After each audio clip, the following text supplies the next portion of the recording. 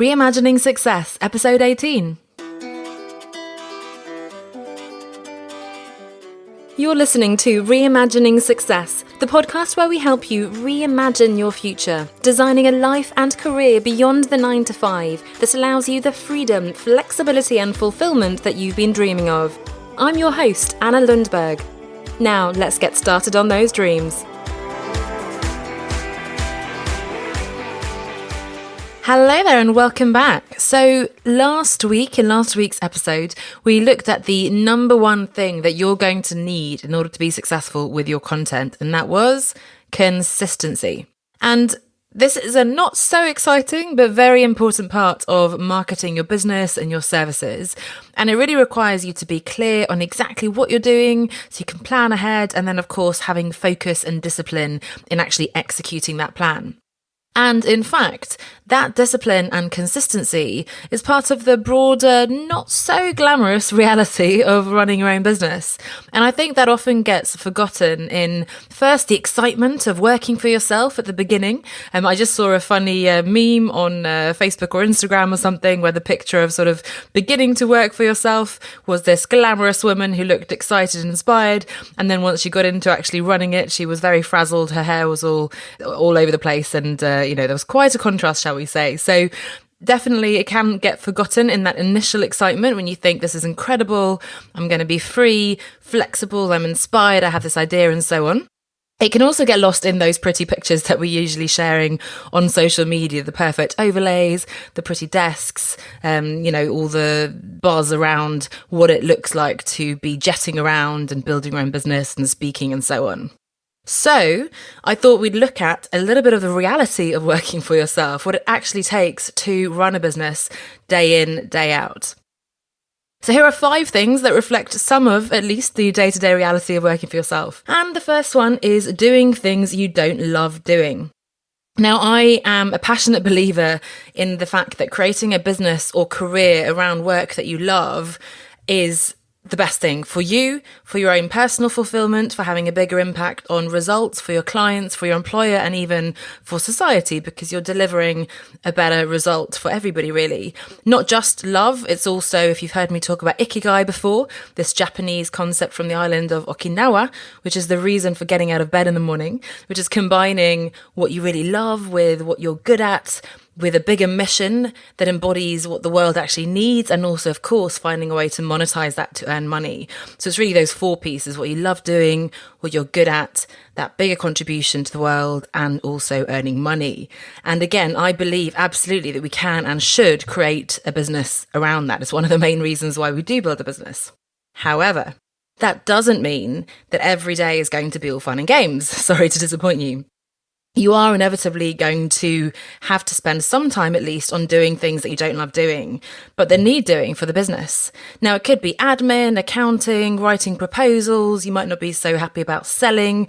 You don't feel so comfortable on camera initially, whatever it is. And you need to accept that it is going to be unavoidable when running your own business. Now, of course, there are ways to avoid some of these things going forwards. It could be outsourcing, getting help. It could be automating, creating systems. It could be creating a business model that avoids at least some of the things, and you should be doing that, some of the things that you really can't stand. However, inevitably, there will be some things that you don't enjoy, and that's just something we have to accept. So the last thing you want to do is give up just because the reality of all the different hats you need to wear every minute of every day doesn't match that perfect idyllic image of what you thought it would be like to be this incredible, glamorous entrepreneur. So that's the first one, the first aspect of the day-to-day reality, which is that you will be doing things you don't love doing. There will be ups and downs. You won't be constantly inspired and excited and in that flow, in the zone of your genius and delivering incredibly things. So you will be doing some things you don't enjoy. Now, again, we can minimize those things, and there are lots of strategies that we will be looking at in the coming weeks.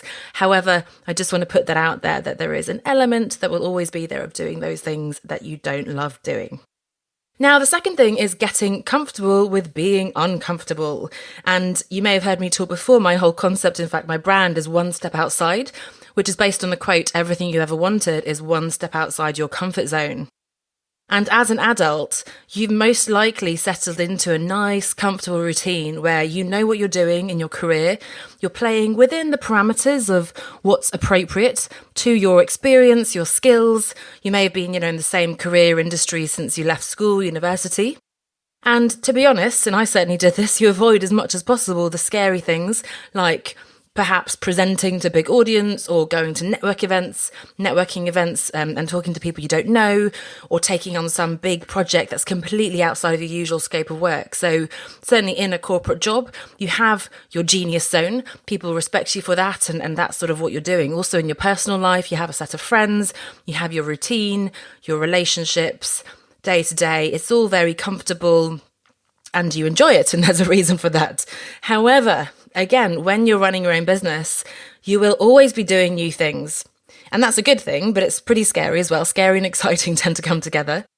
There will always be ups and downs, both in terms of how confident you're feeling and in terms of the results you're getting. So again, you might have one day when it's like, oh my goodness, all these people are following me. I've had lots of people reach out and say they really love what I'm doing. I've had new clients sign up, whatever it might be. There will be other days when things don't go so well. People don't turn up to your webinar. People don't buy as much as you thought they would, and so on. So there will always be those ups and downs. And again, as much as there are things we can do to manage risk, and we should be taking calculated risks, we shouldn't be putting our families and ourselves in unnecessarily precarious situations. There are things we can do to upskill, to get support from a mentor, to learn new skills and so on, to develop our strengths so that these things become more comfortable. But the reality is that fear and the risk will never completely go away. So again, you're going to need to get used to feeling that little bit uncomfortable most of the time. The next one is swallowing or putting aside your ego. Because again, when you're in that comfort zone as an adult, there is an element of prestige and status that comes with having an established career and reputation. I definitely, when I was working in a big company, if I went to events, people knew who I was from that company.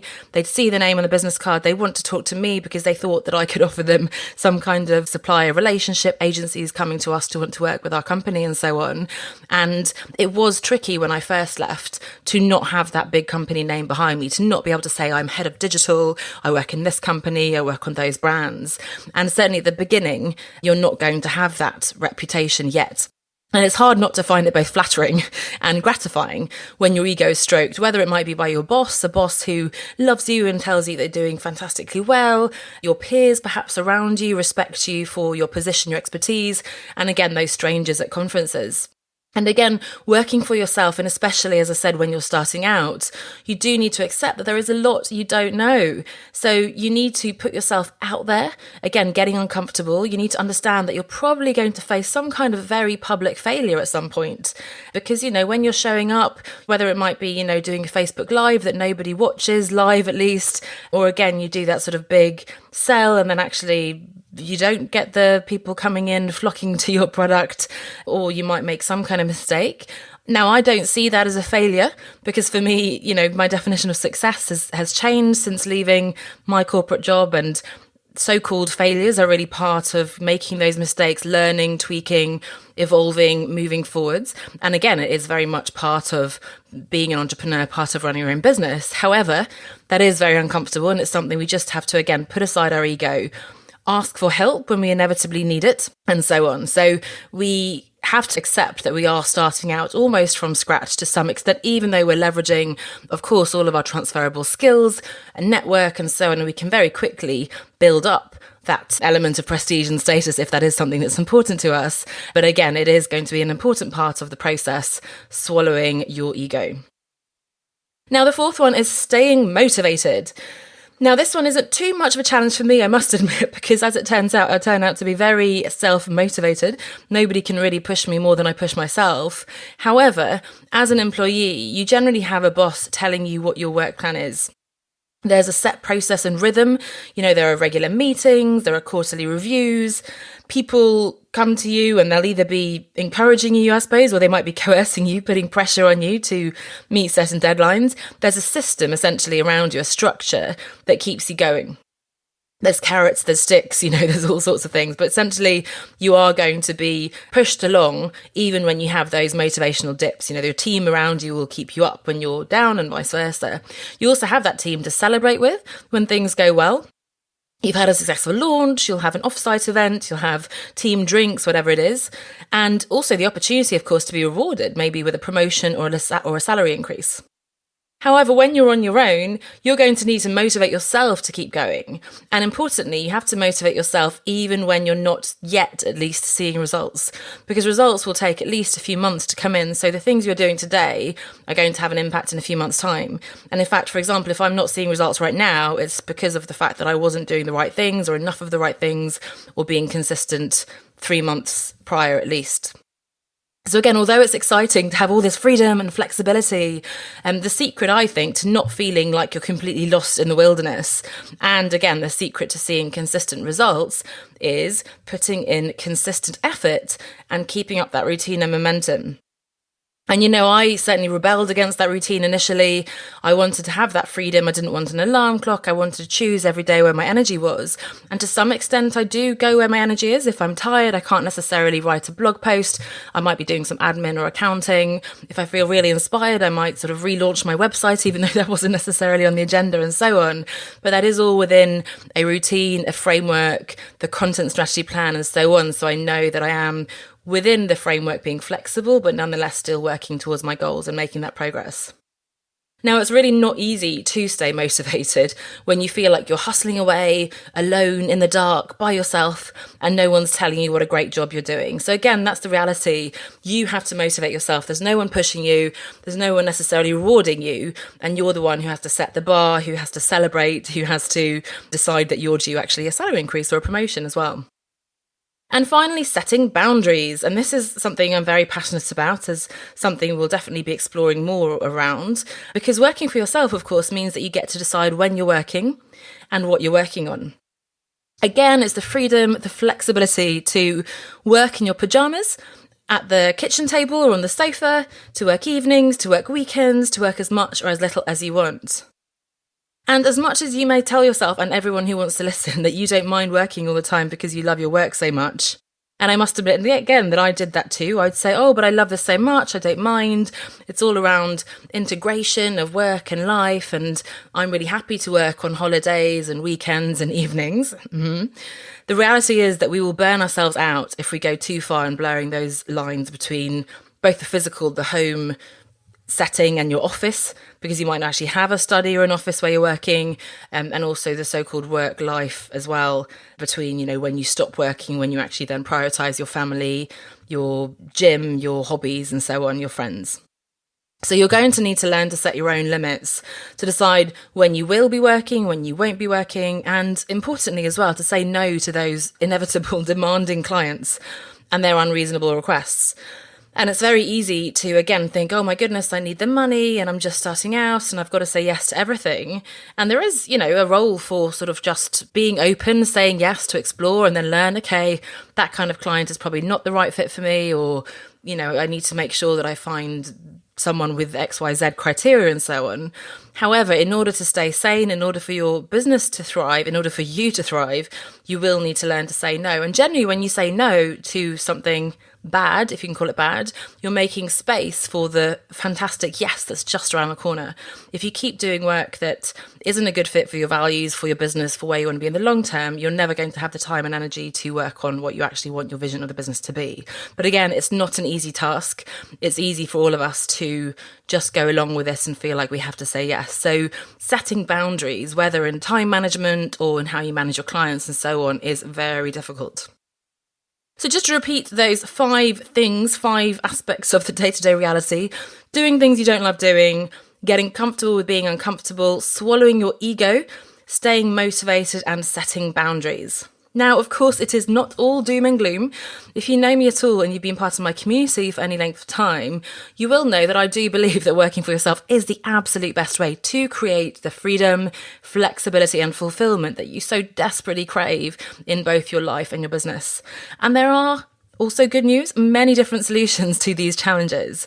Fundamentally, setting up your business in the right way, preparing yourself mentally, finding a mentor, someone who's a few years ahead of you, who can guide you, who can shorten that or sort of flatten out the learning curve almost, or make it easier for you, make it more comfortable, allow you to avoid some of the mistakes that they've made, a supportive community around you who will encourage you, inspire you, and also some very practical measures in terms of automating, creating systems, and potentially outsourcing. And the even better news, hopefully, is that that is exactly what we're going to be looking at in the coming weeks. So I wanted to spend this week, looking at some of the darker side of running your own business, just to make sure that we're really coming face to face with that and not just getting caught up in the glamour, again, of the social media images and the promise of having all that incredible no limits on your freedom, flexibility, and so on. But we will be looking now at more practical ideas into, first of all, why running your own business is the best thing for that freedom, flexibility, and then how you can set that up. And as I said, more practical things around creating systems, outsourcing, and so on. So thank you so much for listening. I hope it didn't bring you down too much. And if that is not too off-putting for you, then of course, starting your own business, continuing with your business idea that you're working on now is absolutely a fantastic way, again, to balance your ambitions in work and your priorities in life and so on. And I absolutely will be supporting you in doing that in the coming weeks and months. So thank you so much for listening, and I will see you next week. Bye for now. Do you feel like you're just not where you want to be professionally and you're ready to reimagine a life and career outside of the corporate 9-to-5? I can help you get clarity on what exactly it is you want to do instead, overcome your fears and mental blocks to finally take action, and help you manage your time, energy, and priorities through the transition. Apply for your free clarity call with me at onestepoutside.com/clarity call. I can't wait to get you started with that one step, so sign up now at onestepoutside.com/clarity call.